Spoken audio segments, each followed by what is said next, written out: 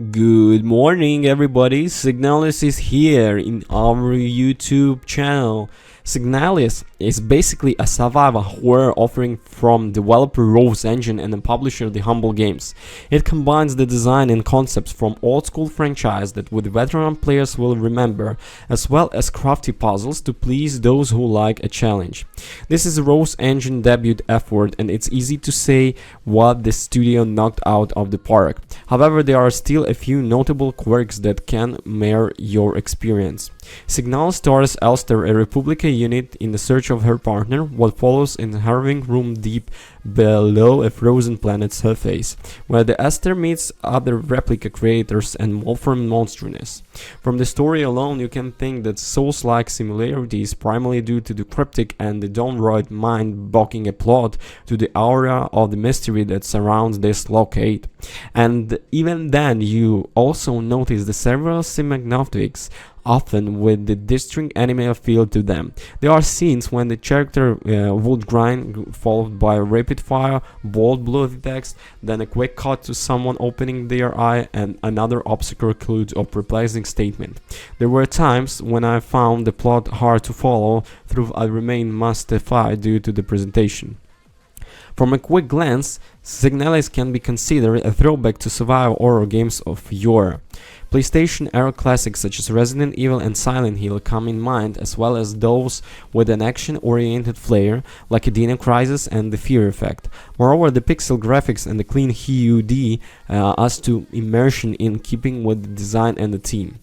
Elster doesn't have a traditional health bar, instead using a status panel to show her health condition. Similarly, intervenability is extremely limited as you're only able to carry 6 items at any given time. Look around too much and you won't be able to pick up additional ammo, first aid kits, key cards, or other contraptions.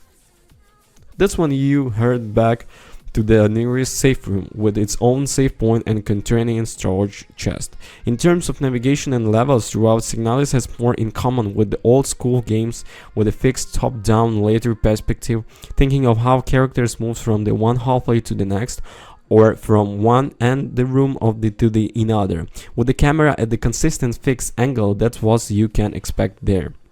The camera angle doesn't necessarily shift just because you turn left along a corridor or you entered a new room. There are some expectations, of course, and those are stupendous moments that explain in a while. Combat also follows those concepts, albeit in simplified form. Aim the general direction of the enemies, watch the cross-range line up, and blast foes to bits with your pistol, shotgun, submachine gun rifle, and so on and on. If the enemies are still twitching, give them a good kick in the noggin. However, this is only temporary, as monsters will get back up after some time pass unless you burn their corpses. As such, given the limited ammo and inventory size, backtracking will lead to flight or flight intenses. This partly makes Signalis as an absolute thrilling, terrifying romp. You need to reach particular room to grab the item or open the lock, but if the ghouls are coming back to life, you'll have to run like hell or risk expending your ammunition. Unfortunately, it also becomes rather dull later in the game. With the constant backtracing and your character's sluggish sprint speed, self-surviving enemies become a cheap trick that you're accustomed to. The scares can be somewhat limited in a way, as these creatures don't chase you outside of their own rooms and cells. Signalis manages to capture a tense and foreboding atmosphere because you abound.